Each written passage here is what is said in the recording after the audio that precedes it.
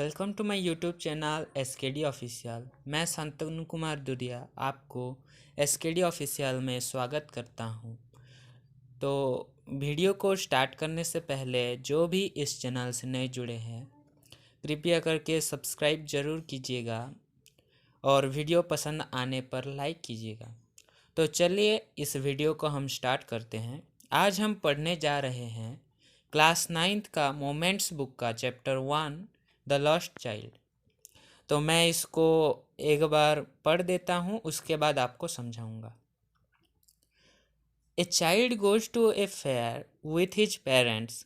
He is happy and excited and wants the sweets and toys displayed there, but his parents don't buy them for him. Why then does he refuse when someone else offers them to him?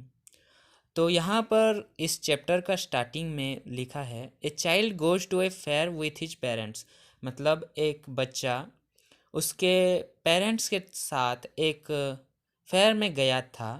He is happy and excited, वो बहुत ही खुश था और उधर जो भी मतलब मिठाई और खिलौने थे वो चाहता था। But his parents don't buy them for him, लेकिन उसके पेरेंट्स जो थे वो उसको वो खिलौने और स्वीट्स खरीद के नहीं देते थे। Why then does he refuse when someone else offers them to him. तो यहाँ पर लिखा है कि क्यों उसने मना कर दिया जबकि कोई एक उसको ऑफर कर रहा था, मतलब उसको दे रहा था। It was the festival of spring. ये एक स्प्रिंग का महीना था और एक फेस्टिवल चल रहा था। From the wintry sets of narrow lanes and alleys emerged a gaily clad humanity. तो विंट्री सेट्स मतलब जो पतले रास्ते होते हैं नैरो लेन्स, उनमें से बहुत सारे मतलब लोग बाहर निकल रहे थे। Some walked, some rode on horses, मतलब सम कुछ लोग चल रहे थे और कुछ घोड़े में जा रहे थे। Others sat being carried in bamboo and bullock carts, और कुछ लोग बैम्बू कार्ट्स और बुलक कार्ट्स में जा रहे थे। One little boy ran between his father's legs brimming over with life and laughter. एक बच्चा जो था वो अपने पिताजी मतलब अपने पापा के पैरों के अंदर से इधर उधर दौड़ रहा था खुशी से। तो आप सभी जानते हैं कि छोटे बच्चे मतलब माता पिता से इतना कनेक्टेड रहते हैं कि वो हमेशा एक साथ रहते हैं। इस चैप्टर में एक बच्चा अपने माता पिता से अलग होने का दुख डिस्क्राइब किया गया है। तो आगे बढ़ते हैं। कम चाइल्ड कम कॉल्ड हिज पेरेंट्स, उनके पेरेंट्स बुलाते हैं उनको। एज ही लैग्ड बिहाइंड, जब वो पीछे रह जाते थे तो उनके पेरेंट्स उनको बुलाते थे कॉम चाइल्ड कॉम। देखिए दोस्तों, ये इम्पोर्टेंट है कॉम चाइल्ड कॉम, जो कि एग्ज़ाम में भी आता है कि उनके पेरेंट्स उनको क्या बोल के पुकारते थे। तो आपको ये लिखना है come child com. Fascinated by the toys in the shops that line the way. तो वो बच्चा क्यों पीछे रह जाता था? क्योंकि वो टॉयज मतलब जो खिलौने होते हैं जो फेयर में होते हैं, उनको देखकर वो मतलब एक तरह का स्टन हो जाता था। मतलब एक तरह का उसको देखकर वो मतलब उसको खरीदने का चाहत उसके अंदर से उभर आता था। He hurried towards his parents, his feet obedient to their call. वो अपने पेरेंट्स की ओर चलता गया। उसका जो पैर था उसके पेरेंट्स के कॉल मतलब वो जब भी बुलाते थे उसका पैर उनको मतलब वो आता था। His eyes still lingering on the receding toys. उसका आँख फिर भी उस टॉयज में था। He could not suppress the desire of his heart, even though he well knew the old cold stare of refusal in their eyes. यहाँ क्या लिखा है? He could not suppress the desire of his heart. जो चाहत है उसके दिल में वो उसको दबा कर रख नहीं सकता। even though he well knew the old cold stare of refusal in their eyes. उसको पता है कि उसके माता पिता उसको मना ही करेंगे, लेकिन वो अपने दिल का जो बात है वो अपने दिल में ना रख कर बोलता है, आई want that toy, he pleaded. वो बोलता है मुझे वो टॉय चाहिए, वो रिक्वेस्ट करता है उसके फादर और मदर को। His father looked at him red eyed in his familiar tyrants हुए। तो उसके पिता उसके तरफ लाल आंखों से देखने लगे, जैसे कि हमारे पापा जब हम लोग कुछ खरीदने के लिए बोलते हैं, अगर वो हमारे लिए अच्छा नहीं होता तो कैसे करके हमें देखते हैं लाल आंखों से, वैसे ही इधर उसके पापा भी उसको लाल आंखों से देखने लगे। His mother, melted by the free spirit of the day, was tender and, giving him her finger to hold, said, "Look, child, what is before you." उसकी मदर ना, मतलब मम्मी लोग कैसी होती है, मतलब पापा जब गुस्सा करते हैं तो मम्मी ही हमें बचाती है। तो यहाँ पर उसकी मम्मी जब उसके पापा उस पर गुस्सा कर रहे होते हैं तो वो लड़का दुखी हो जाता है, इसलिए उसकी मम्मी बोलती है, अपना हाथ देकर बोलती है, पीछे तो देखो, पीछे तो देखो, तुम्हारे पीछे क्या है। It was a flowering mustard field, pale like melting gold as it swept across miles and miles of even land. तो क्या होता है कि एक सरसों का खेत होता है जो कि पूरा येलो दिखता है, जो माइल्स एंड माइल्स मतलब दूर दूर तक उसका खेत फैला होता है, मतलब एक सोने की तरह दिखता है वो। A group of dragonflies were bustling about on their gaudy purple wings, intercepting the flight of a lone black bee or butterfly in search of sweetness from the flowers. तो एक ग्रुप ऑफ ड्रैगन फ्लाइज मतलब एक group of जो dragon flies होता है वो उड़ रहे थे उस खेत में, और बटरफ्लाई और बी जो मधुमक्खी होता है और तितली होती है वो सब भी उड़ रहे थे उन फ्लावर्स से स्वीटनेस निकालने के लिए, मतलब नेक्टर, जो आप सब पढ़े होंगे क्लास 6 में। The child followed them in the air with his gaze till one of them would steal its wings and rest, and he would try to catch it. वो चाइल्ड मतलब वो बच्चा, वो जो बटरफ्लाई और बी होता है उनको वो फॉलो करता है और वो ट्राई करता है उसको कैच करने के लिए, मतलब पकड़ने के लिए, but it would go fluttering flapping up into the air when he had almost caught it in his hands. जब वो लगभग पकड़ ही लेता था तब वो अचानक से उड़ जाता था। Then his mother gave a cautionary call. तो उसके बाद उसका मदर जो मतलब मम्मी होती है वो उसको बुलाती है, come child come come on to the footpath, मतलब फुटपाथ में उसको बुलाती है। ये भी क्वेश्चन में आता है कि उसका मदर उसको कैसे करके बुलाती थी, तो आपको लिखना है कॉम चाइल्ड कॉम बोल के। ही रैन टुवर्ड्स हिज पेरेंट्स गेली and walked abreast of them for a while. वो उनके साथ चलने लगा, being however soon left behind, फिर भी वो पीछे रह जाता था, attracted by the little insects and worms along the footpath that were teeming out from their hiding places to enjoy the sunshine. वो पीछे रह जाता था, लेकिन आपका क्वेश्चन ऐसा आएगा कि क्यों पीछे रह जाता था, तो आपको लिखना है वो जो इंसेक्ट्स, जो अर्थवर्म होता है या और कुछ जो फुटपाथ में जो निकलता है सनशाइन को एंजॉय करने के लिए, उनको देखकर उनसे अट्रैक्टेड होकर वो पीछे रह जाता था।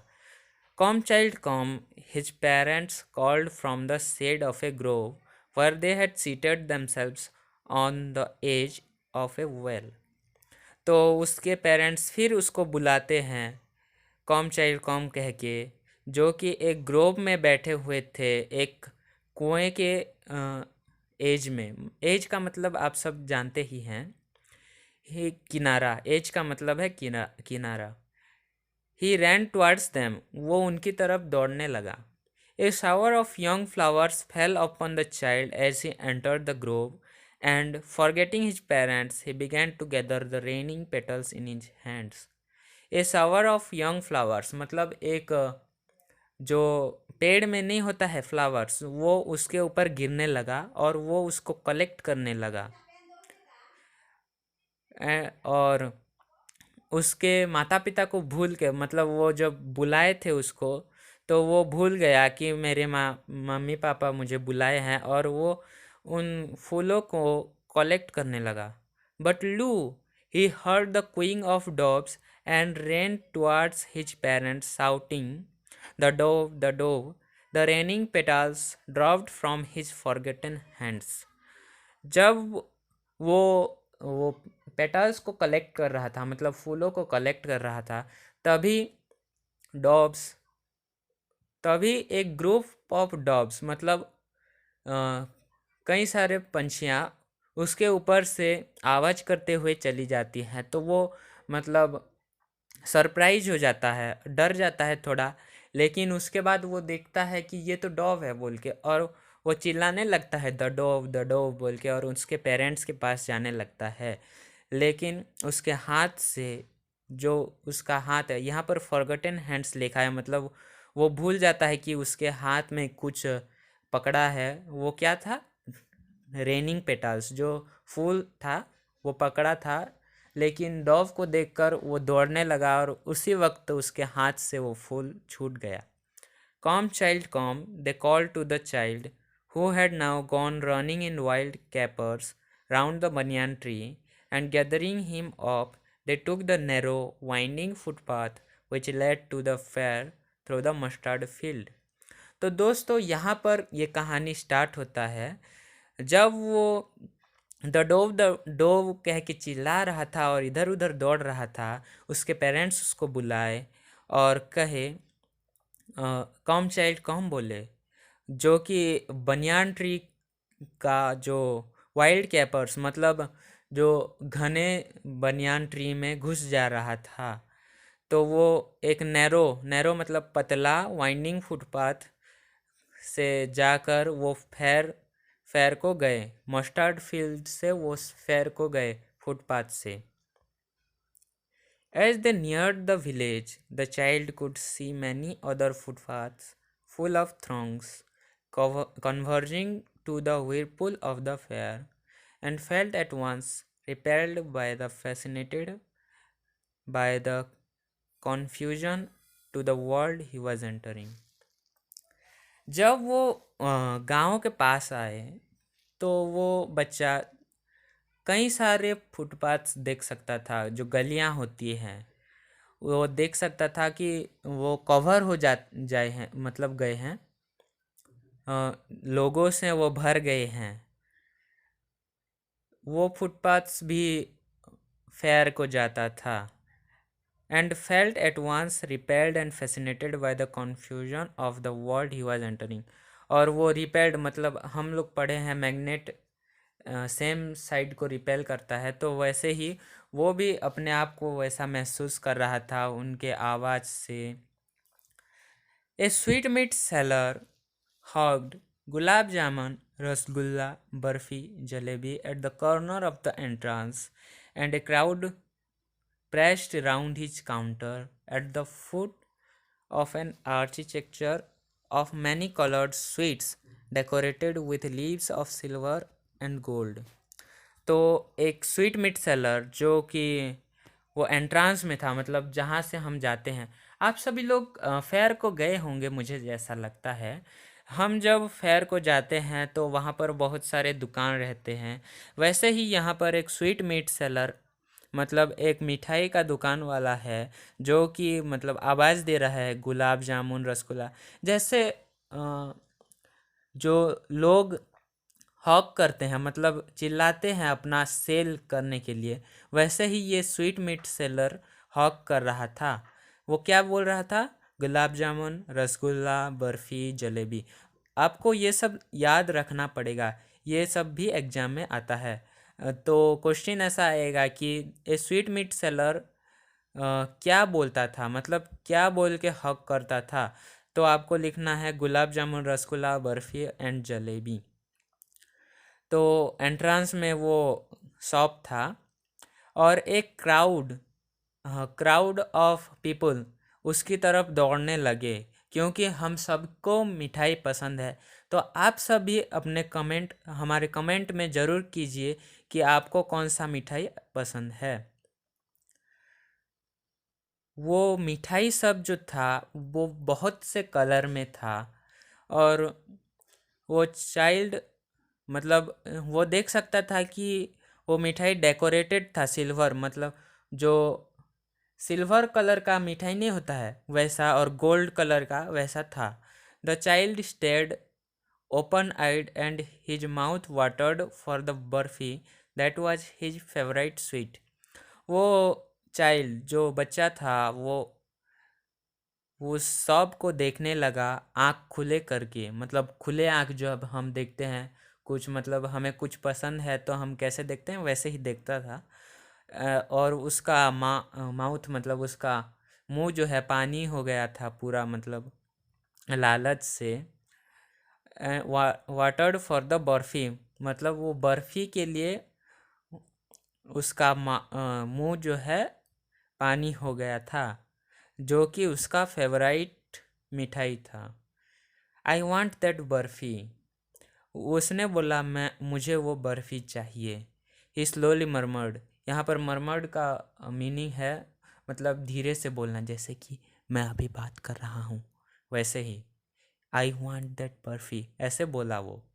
But he half knew as he begged that his plea would not be heeded because his parents would say he was greedy। तो वो जानता था कि उसके पेरेंट्स उसको नहीं खरीदेंगे, मतलब उसको खरीद नहीं देंगे वो जो मिठाई था, क्योंकि वो बोलेंगे कि ये तो लालची है। सो without waiting for an answer he moved on, मतलब बिना कोई आंसर चाहते हुए वो आगे चलते गया। A flower seller hawked a garland of gulmohar, a garland of gulmohar. The child seemed irresistibly drawn. तो एक फ्लावर सेलर मतलब जो फूल बेचने वाले होते हैं वो भी वहाँ पर थे, और एक मतलब गार्लैंड मतलब माला जो होता है, गुलमोहर का माला वो बेच रहा था। तो वो बच्चा उस माला से अट्रैक्टेड हो गया था। He went towards the basket where the flowers lay heaped and half murmured. तो वो उस बास्केट मतलब बकेट की तरफ गया जहाँ पर फ्लावर्स रखे हुए थे, और बोला आई वांट दैट गार्लैंड, मतलब धीरे से कहने लगा मुझे वो गार्लैंड चाहिए, मतलब मुझे वो माला चाहिए। But he well knew his parents would refuse to buy him those flowers because they would say that they were cheap. तो वो अच्छी तरीके से जानता था कि उसको वो नहीं खरीद देंगे, मतलब उसके लिए वो नहीं खरीदेंगे, क्योंकि वो बोलेंगे कि ये तो बहुत सस्ता चीज़ है, तुम क्या करोगे इसको लेकर। So without waiting for an answer he moved on, बिना कुछ सुने हुए ही वो चला गया। A man stood holding a pole with yellow, red, green and purple balloons flying from it. तब एक मतलब लड़का जो था वो एक पाइप मतलब पोल को पकड़ा था, जिसमें से कि पीली, लाल और हरी और पर्पल बलून्स लटके हुए थे। The child was simply carried away by the rainbow glory of their silken colors, and he was filled with an overwhelming desire to possess them all। तब वो चाइल्ड जो है वो रेनबो ग्लोरी मतलब उस कलर्स को देखकर बहुत ही अट्रैक्टेड हो गया था, और वो चाहता था कि वो सारे बलून्स को एक साथ ही खरीदे। पर मतलब but he well knew his parents would never buy him the balloons because they would say he was too old to play with such toys. तो उनके वो जानता था कि उसके पेरेंट्स वो जो बलून्स हैं, गुब्बारे हैं, वो नहीं खरीदेंगे, क्योंकि वो बोलेंगे कि तुम तो बड़े हो चुके हो और इस बलून को खेलकर क्या मिलेगा तुम्हें। सो वो कुछ मतलब आंसर बिना सुने ही चलते गया। A snake charmer stood playing a flute to a snake which coiled itself in a basket. तो आगे जाते वक्त उसको एक सपेरा दिखा जो कि एक सांप के सामने बीन बजा रहा था। Its head raised in a graceful bend like the neck of a swan.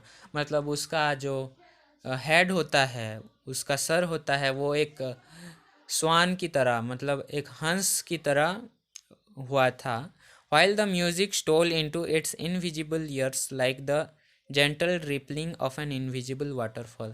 तो वो जो बीन का म्यूजिक है, जो सुर है, वो उस सांप के कानों में, इनविजिबल कान, हम सबको पता है कि सांप के कान नहीं होते, सिर्फ वो हमारे एक्शंस को देखकर ऐसे मोहित होकर रहता है।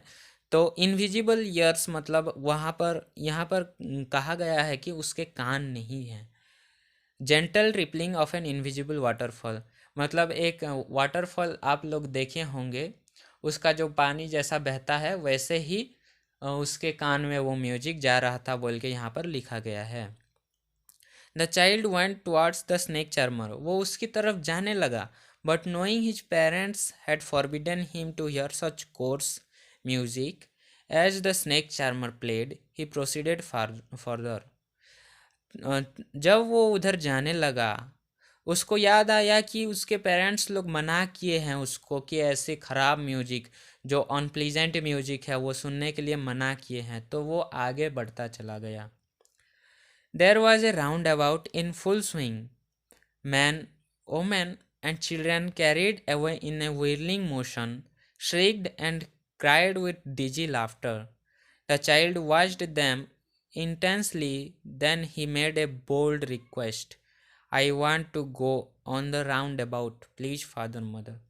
तब वो देखता है कि वहाँ पर एक राउंड अबाउट मतलब जो झूला वो था, वो फुल स्विंग में, मतलब गोल गोल घूमने वाला, जिसमें कि लड़के लड़कियाँ और बच्चे सब लोग बैठे थे और एक गोल गोल वाला मोशन हो रहा था और वो हंस रहे थे, खुश थे बहुत ही।